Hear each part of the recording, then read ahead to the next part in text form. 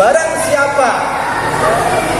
siapa yang menjaga wudunya, mendawamkan wudu dalam kondisi suci, maka ketika dia meninggal dunia insyaallah husnul khatimah, dijaga oleh Allah Subhanahu wa ta'ala.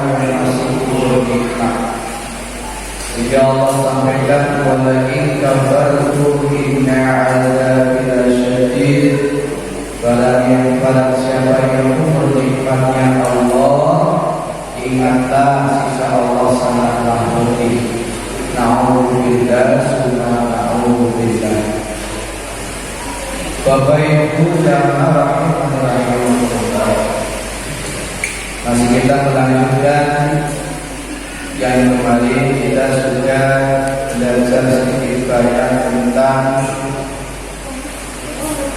urutnya wudhu yang jumlahnya adalah 6, yang diawali dengan niat, yang diakhiri dengan taksir. Kenapa perlu dikatakan kita wudhu dengan kita mengetahui yang perlu? Kita akan lebih hati-hati dalam melaksanakan agar ibadah kita nantinya diterima oleh Allah Subhanahu wa Ta'ala. Oleh sebab itu, syukur tadi salah satu kita adalah wujud tawadhu kepada Allah Subhanahu wa Ta'ala, di mana kita masih diberi kesempatan untuk belajar ilmunya Allah. Untuk itu tidak lepas itu semua kita berharap dari Rasulullah Muhammad SAW. Semoga salawat dan salam selalu tercurah kepada Nabi Muhammad SAW beserta keluarganya, para sahabatnya, para tabi'in, para alim, ulama kita sekalian, termasuk golongan umatnya yang nanti mendapat syafaat dari baginda Rasulullah Muhammad SAW. Jamaah rahimahullah, disebutkan wudhu perlunya ada 6, sudah dipelajari dan semoga dipraktekkan. Sekarang biasanya ada yang perlu, ada yang sunnah. Biasanya sunnahnya lebih banyak. Di dalam kitab Fathul Qarib menyampaikan wasunnah wudhu, sedangkan sunnahnya wudhu ada berapa? Masyarakat asyara, ada 10 macam. Jadi ketika kemarin kita belajar tentang perlunya wudhu yang jumlahnya 6, yang diawali dengan niat. Yang niat tadi adalah ketika kita membasuh muka yang pertama kali, kemudian diakhir dengan tartib, artinya harus runtut dari mulai membasuh muka, mencuci kedua tangan kita atau membasuh kedua tangan kita, kemudian membasuh rambut sampai kaki, tidak boleh dibolak dan dibalik. Itu yang terpenting. Tetapi kenapa kok perlu adanya sunnah ini? Kalau bahasa yang sekarang, perkara sunnah itu apabila dilakukan mendapatkan pahala, tidak pun tidak apa-apa. Pertanyaan saya, perlu apa tidak kita sunnah? Padahal sunnah disebutkan di keterangannya dilakoni itu pahala, tak dilakoni orang tumpuk. Jadi kalau kita nggak melakukan, kita orang yang rugi. Padahal diselangir Rasulullah SAW.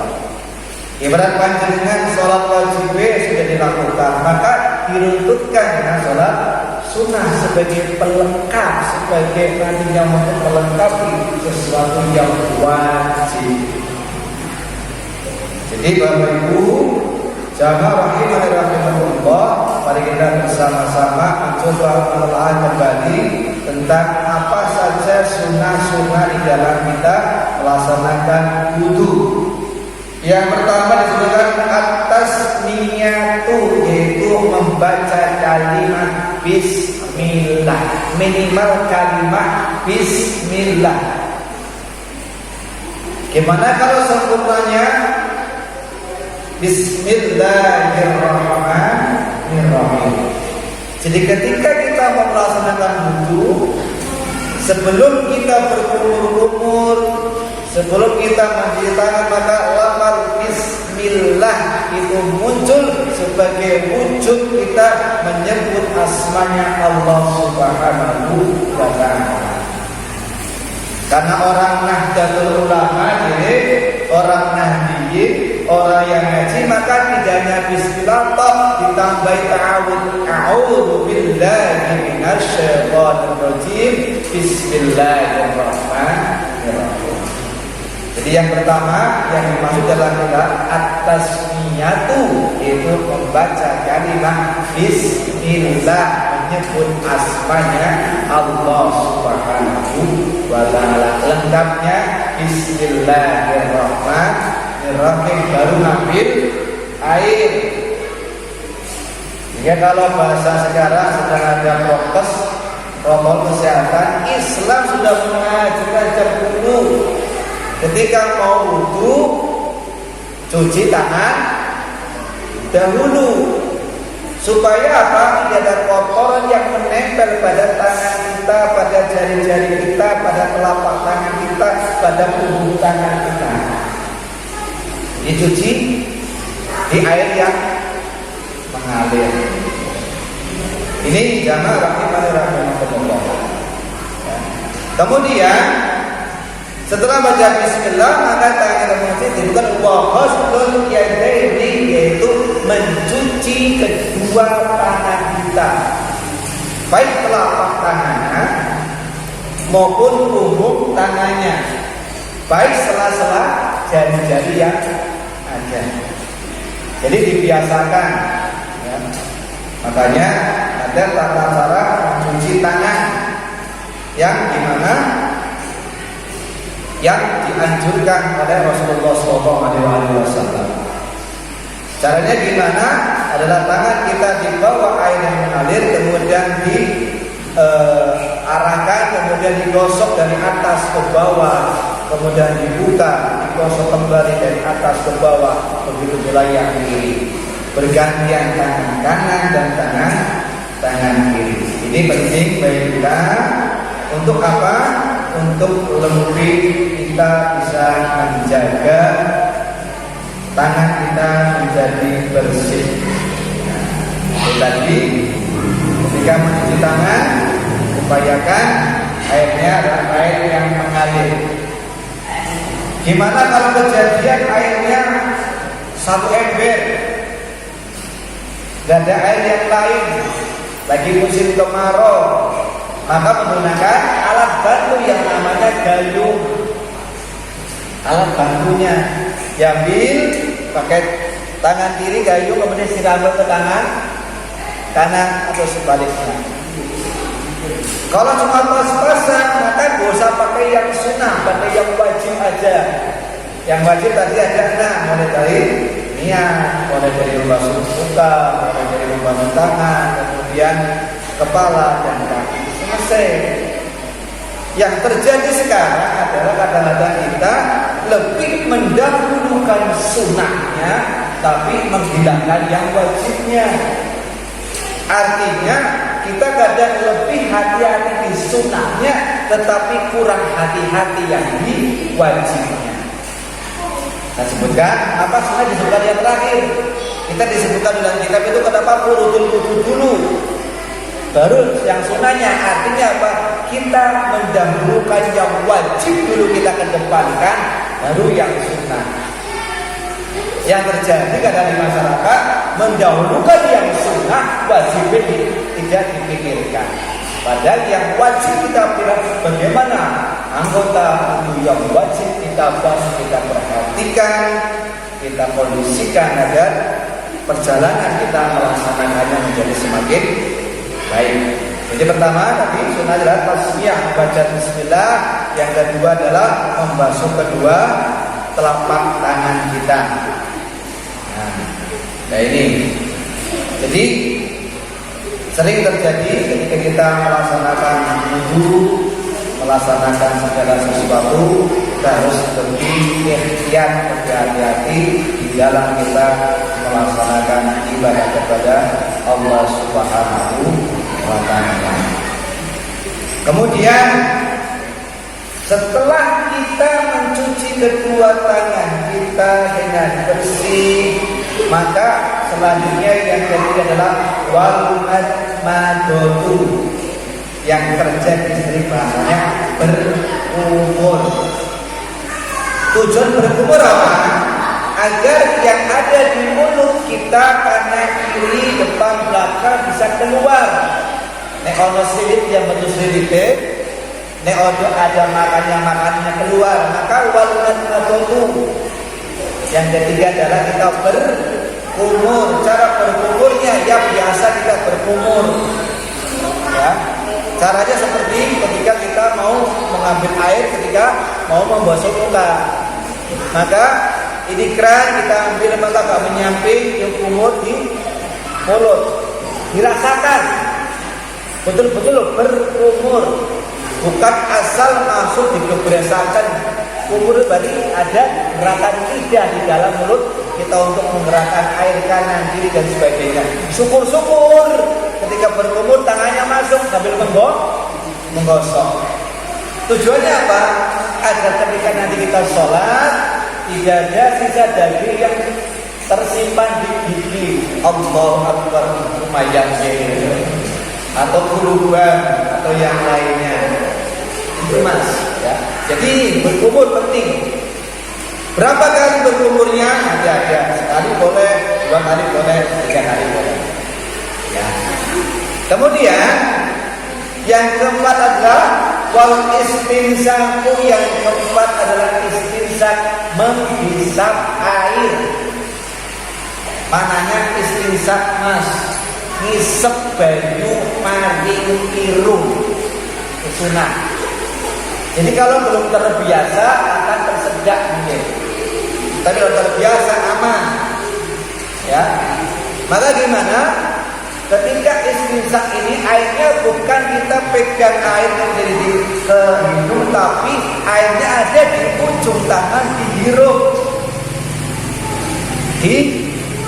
Sedot pakai hidung pelan-pelan.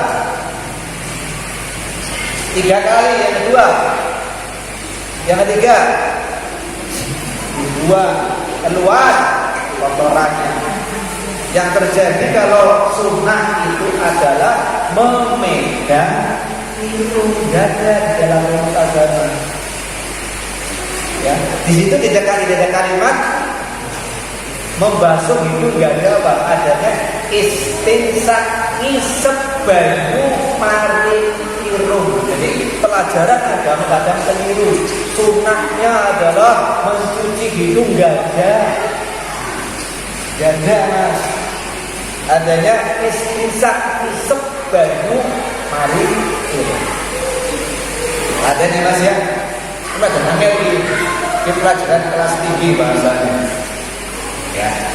Jadi istinsak ini diharapkan air yang masuk di hidung ini ketika dikeluarkan akan mengeluarkan kotoran yang ada di hidung.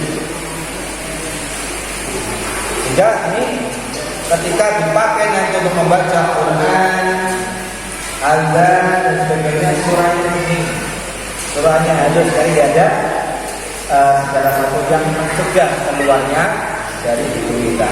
Ya. Tuh, kemudian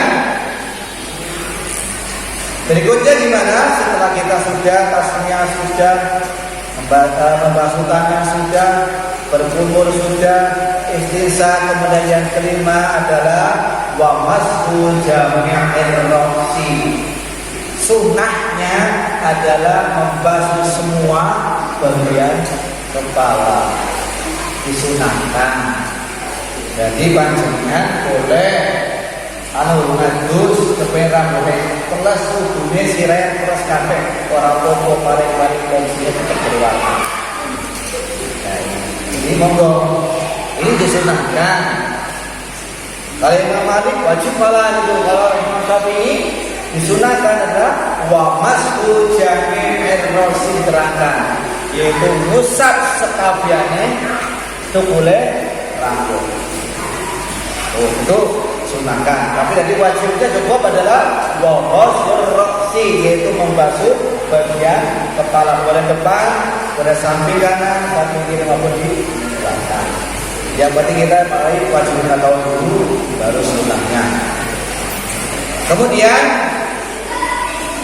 berikutnya adalah wa mas'ul udhunaini, yaitu membersihkan telinga. Ya, bukan asal pegang telinga, tapi ini gerak. Ada namanya telunjuk, ada namanya ibu ibu jari digoyang di sini. Boleh satu-satu, boleh satu dulu, 3 kali baru yang kiri. Boleh bersamaan. Ya. Tapi tangan ini punya fungsi. Fungsinya apa? Membersihkan bagian dalam. Kemudian ibu jari fungsinya membersihkan bagian luar. Ini menjadi hal yang jadi kalau dilaksanakan subhanallah ya, dengan baik, maka kita menjadi bersih telinga kita, bersih rambut kita, bersih tangan kita, bersih hidung kita, bersih pula mulut kita. Ya. Ini penting untuk catatan kita ketika melaksanakan wudu. Di situ disebutkan dohirahuma, dohirnya, dohir itu berarti luarnya, wa batinuhuma, dan juga batinnya, dalam. Jadi ketika membasuh telinga ini ada 2 hal, dohir dan juga batin. Basuhnya dengan apa? Bimain, dengan air. Jadi harus ada airnya. Ya, ini. Jadi fungsi telunjuk dan fungsi ibu jari harus dikondisikan. Jadi kita lihat di sini. Ini ada lubang di sini, ya. Lubang lagi, kita di belakangnya, nah, turun. Satu jari tidak sama. Jadi tidak sekedar pegang telinga. Yang terjadi ketika kita beranak waktu itu pegang telinga. Ya. Ini aja pegang telinganya, masih utuh atau tidak? Bukan, tapi ini cara membersihkannya. Ada disebut batin dan dohir dan batin. Kemudian watahlilul lihyati, dan nyela-nyelani. Tahlil, bukan tahlil, pakai huruf H. Watahlilu lihyatil tafaihine juga disela-selani. Kemudian kita ketika membasuh semuanya, mulai tangan, kemudian telinga dan sebagainya, harus kelihatan, yang kelihatan dari luar, kelihatan dari dalam dan sebagainya harus dibersihkan atas izin Allah Subhanahu wa ta'ala. Kemudian disunahkan juga wa tahlilu asabi'u yadaini. Driji yang ada ini ditahlil, ditahlil ya, disela-selani, kalau bahasa saya adalah dinapurankan. Karena apa ini? Yang di tangan kita, kalau kita tidak hati-hati, kita sholat, ketika assalamualaikum masih bau terasi, karena kita makan sambal terasi. Assalamualaikum masih bau sayur, karena kita masih tadi habis makan sayur. Kalau demikian berarti apa? Tangan kita belum bersih, masih ada sisa, mungkin minyak aja yang di ujung kuku, minyak sayurnya atau sambelnya dan sebagainya. Ini yang penting jadi kita. Katakan, oh ya, wudu ada sekali. Begitu, assalamualaikum, sambel. Apa? Sambel sambel. Berarti tidak bersih ketika wudu. Karena syarat untuk bersih, hilang rasanya, hilang warnanya, hilang baunya. Rasanya enggak ada, baunya tidak, warnanya tidak ada, tapi baunya masih ada, berarti belum bersih. Syarat untuk bisa menjadi suci tadi disebutkan harus hilang warnanya, hilang rasanya, dan hilang baunya. Ini penting ya Pak ya. Biasanya harus bulan puasa itu bulan asik sekali bagi kita. habis buka puasa kita sholat maghrib, habis makan sambal, habis makan opor, tidak menggunakan sendok kan, begitu assalamualaikum jadi mampu berarti belum bersih. Ketika mencuci tangan, padahal tangan wajib apa sunnah? Tangan wajib apa sunnah? Membasuh kedua tangan wajib. Setelah muka wajib, tangan wajib, rambut wajib, kaki wajib. Ini menjadi hal yang penting. Oh iya ternyata kelihatan sunnah tetapi bisa menjadi penyempurna, karena itu tangan termasuk hal yang wajib dibasuh, termasuk wudu sitah yang 6 tadi. Nah, kemudian tidak kalah penting juga adalah wa tahlilu asabi'il yadaini wal rijlaini. Artinya apa? Nyela-nyelani kaki kita, gerigi, jari jemari, kaki kanan dan kiri kita. Nah, biasanya itu ada yang nyelap di antara kuku. Ya, di sini nih. Ini dibersihkan. Ya, makanya ada pemotong kuku, ada yang membersihkan kuku ini. Memang baunya enak sekali. Benar nggak? Hati-hati ketika kita membersihkan kaki, yang kiri di bawah, yang kanan di sela-sela ini dibuka ini.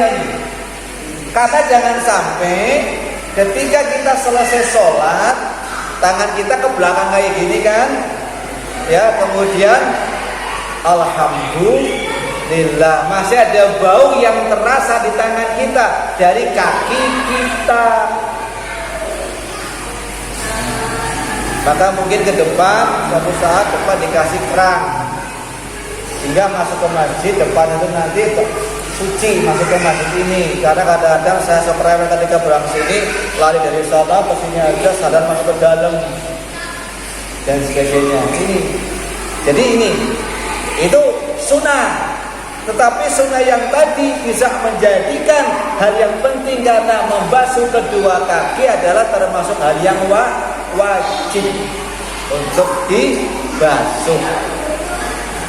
Maka awal kemarin kita ajukan dulu adalah yang fardunya wudu dulu baru sunnahnya. Ini bukan yang arang saya, dari Mbak Musonif langsung. Ya, kitabnya yang bunyi furudul wudu baru sunnatul wudu. Kalau di kitab Durusul Fiqhiyah keterangannya malah sunnah dulu baru fardu. Tapi kalau ada takrib tidak, ada hal yang sangat penting, maka fardunya dulu ditekankan supaya dia tidak keliru, tidak salah, baru kepada yang sunnah. Sunnah lagi yang ke-9 adalah mendahulukan yang kanan. Itu sunnah. Jadi apabila kita wudu, kepala kan jatuh kanan kiri, ya. Jadi disunahkan mendahulukan yang kanan, wa qaddimul yumna, yaitu mendahulukan segala sesuatu yang kanan, baik kanan tangannya, telinganya, kakinya dan sebagainya. Jadi lebih didahulukan, itu sunnahnya. Kita sudah menggabungnya antara fardu dan sunnah ketika kita wudu. Jadi seperti itu. Kemudian mengakhirkan yang yusra, yang kiri. Jadi kanan dulu baru kiri. Gimana ketika kita membasuh kedua tangan kita? Kanan, kiri, kanan, kiri. Boleh gak? Yang penting diawali dengan tangan kanan. Yang bagus gimana? Selesaikan tangan kanan dulu baru kiri. Selesaikan telinga kanan dulu baru kiri. Tapi boleh kanan sekali, kiri sekali, kanan sekali, kiri sekali, sampai 3 kali. Begitu pula yang telinga, begitu pula yang kaki. Ya. Ini jamaah rahimanallah menjadi sebuah catatan. Kemudian yang ke-10 adalah apa? Dilaksanakan 3 kali. Itu bahasanya, ya. Salasa wasalasa. Jadi 3 kali. Kalau bahasa itu gimana, Pak? 3 kali dulu baru 3 kali berarti sunahnya. Di situ tidak disela-sela nih. Tidak sekali, tidak, tapi di sini di kitab terangannya salasa wasalasa. Ya, jadi 3 kali selesaikan baru 3 kali itu sunahnya. Nah, kalau kita penyempurnanya gimana, Pak? Ketika yang fardu tadi diutamakan, dikondisikan begitu sudah siap untuk mengambil air wudu, upayakan badan kita kalau itu hampir menghadap arah kiblat, ya. Kalau enggak ya mengarah ke kanan, ambil air wudu, kemudian cuci tangan yang benar, ya. Bahkan kalau cuci tangannya model prokes adalah cuci tangan kemudian seperti ini, ya, seperti ini lama banget. Terus seperti ini, terus seperti ini, terus seperti ini. Wah, kayaknya orang lagu rampung. Yang terakhir di mana? Nah, ini untuk sambal ban hilang. Cara menghilangkan bau sambal adalah dengan cara seperti ini. Kayak gini gak cuci tangannya? Maksudnya dicoba ya yang tadi makan sambal, ya pakai sabun. Agar apa? Bau-bau yang ada, yang menyengat dalam tubuh kita hilang. Ya. Kemudian ambil air wudu. Bismillahirrahmanirrahim. Kalau pakai tarbiyah ta'awun, a'udzubillahi minasyaitonirrajim. Bismillahirrahmanirrahim. Nah, ini ketika berkumur bukan nawaitul wudu. Tidak ada di sini berkumur nawaitul wudu, ya enggak. Ya, ketika berkumur pengen cepet ya. Ini ada air dibagi dua, bagian bawah untuk mulut, bagian bawah untuk hidung. Jadi mulut menghirup, yang ngambil, hidung pun menghirup air. Yang hidung ditahan, yang di mulut dibuang. Susah apa susah? Rogo lumayan latihan. Kalau nggak cukup, kumur sampai bersih, buang. Kumur bersih, buang. Kumur kemudian baru mengusap ke hidung. Udah siap hidung, udah selesai, baru kita persiapan membasuh muka. Sudah persiapan fardunya wudu. Disitulah antara fardu wudu 1 dan 2 jadi 1, yaitu niat. An-niyatu qasdu sa'in muqtaranan bihi. Niatnya wudu bersamaan dengan gerakan atau dengan kegiatan membasuh muka. Sudah siap-siap ini. Ambil air yang cukup, kemudian kita usapkan di. Nah ini dibuka kepalanya, pecinya. Nah, sambil hatinya berniat nawaitul wudu'a li raf'il hukmil hadatsil asghari fardhullahi ta'ala. Basuhan yang pertama. Ya, basuhan yang pertama. Sekali boleh enggak? Boleh. Wajibnya. Sunahnya 3 kali. Kenapa 3 kali? Untuk meratakan tadi mungkin belum, yaitu mulai dari panjangnya muka dari atas sampai ke dagu, lebarnya muka dari sentil kanan ke sentil kiri. Ini menjadi hal yang penting. Kemudian selesai itu apa tindakannya? Adalah membasuh kedua tangan. Tadi salasa wasalasa 3 kali kanan, ya sampai sikut di atasnya, ya. Kemudian yang ini dibuka kalau itu, kemudian juga sama 3 kali dulu, baru 3 kali selesai. Terus apa lagi setelah itu? Setelah tangan, kepala disunahkan seluruh kepala, sunahnya. Tapi wajibnya apa? Yaitu adalah disebutkan wa ghuslul ra'si, membasuh bagian kepala tengah. Kalau ditekankan di furutul wudu ada di sini penekanan di daerah tumbuhnya rambut, maka bukan di ujung tapi di dasar tumbuhnya rambut sini. Ya, kalau kepingin semuanya boleh, itu sunnah. Ya, jangan airnya kayak gini kan, nanti basah semua bajunya. Tapi airnya ini adalah bukan nampung air, tapi air yang nempel di tangan, digosokkan ke kepala. Nah, enak ya, kayak gitu caranya. Kemudian setelah itu sudah 3, yang keempat, yang kaki terakhir belum, ternyata masih ada kegiatan apa? Kegiatan untuk membasuh kedua telinga kita. 3 kali selesaikan, 3 kali selesaikan. Ya, baru kaki. Jangan terburu-buru. Pak, padahal itu sudah azan. Ya kalau azan diam, jangan wudu. Mendengarkan azan selesai baru wudu. Begitu maksudnya. Tidak tergesa-gesa. Karena apabila wudunya sempurna, nanti ibadah yang lain pun akan menjadi sempurna, lengkap. 6 ditambah 10, 16. Sunnah dan juga fardunya wudu. Sunnahnya ada 10, fardunya ada 6. Pas. Tinggal nanti prakteknya seperti apa, mari kita upayakan bersama-sama.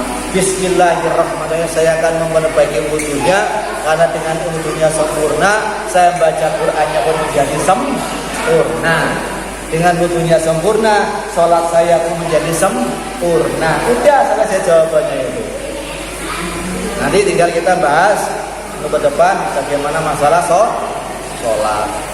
Jadi ini jamaah rahimanallah yang kita kaji pada kesempatan malam hari ini, semoga menjadi ibrah bagi kita sekalian, menjadi gambaran kita sekalian. Karena wudu yang dilakukan lebih hati-hati lagi. Jangan sekedar basah bajunya, jangan sekedar basah pecinya, tapi wudu kita tidak sempurna. Ya, tapi lebih baik kita sempurnakan wudu kita agar hidup kita menjadi lebih enak. Karena apa? Allah Ta'ala telah memberikan sebuah gambaran kepada Rasulullah.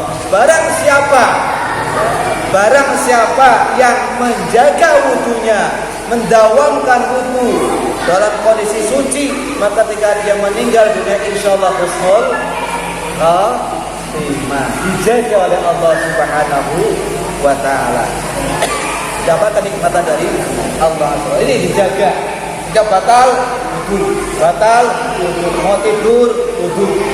Ya, kalau dari sini dari masjid mungkin di tengah jalan batal sampai rumah mau tidur wudu. Insyaallah dengan dijaga seperti itu, Allah akan menjaga diri kita agar terkondisikan di husnul khatimah. Ya, itu aja sekedar gambaran bagi kita sekalian kaitannya tentang bagaimana tata cara wudu yang baik menurut Rasulullah SAW, dan upayakan wudu kita akan menjadi sempurna atas izin Allah Subhanahu wa Ta'ala. Sekali lagi, fardunya wudu ada 6, sudah kita bahas bersama-sama, mulai dari niat sampai ke tertib.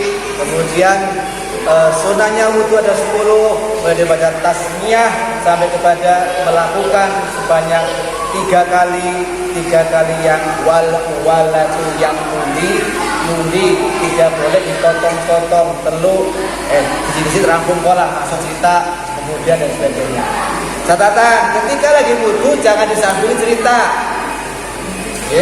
Lagi wudu ya konsentrasi wudu supaya ibadah kita betul-betul ingat kepada Allah Subhanahu wa Ta'ala. Mari kita tutup kegiatan pada malam hari dengan doa akhir majelis. Semoga niat kita diterima oleh Allah Subhanahu wa Ta'ala. Amin ya rabbal alamin. Subhanakallahumma wa bihamdika asyhadu an la ilaha illa anta astaghfiruka wa atubu ilaik. Subhanakallahumma wa bihamdika asyhadu an la ilaha illa anta astaghfiruka wa atubu ilaik. Subhanakallahumma wa bihamdika asyhadu an la ilaha illa anta astaghfiruka wa atubu ilaik. Wal 'afwu minkum. Alhamdulillah wal inayah. Wassalamu alaikum warahmatullahi wabarakatuh.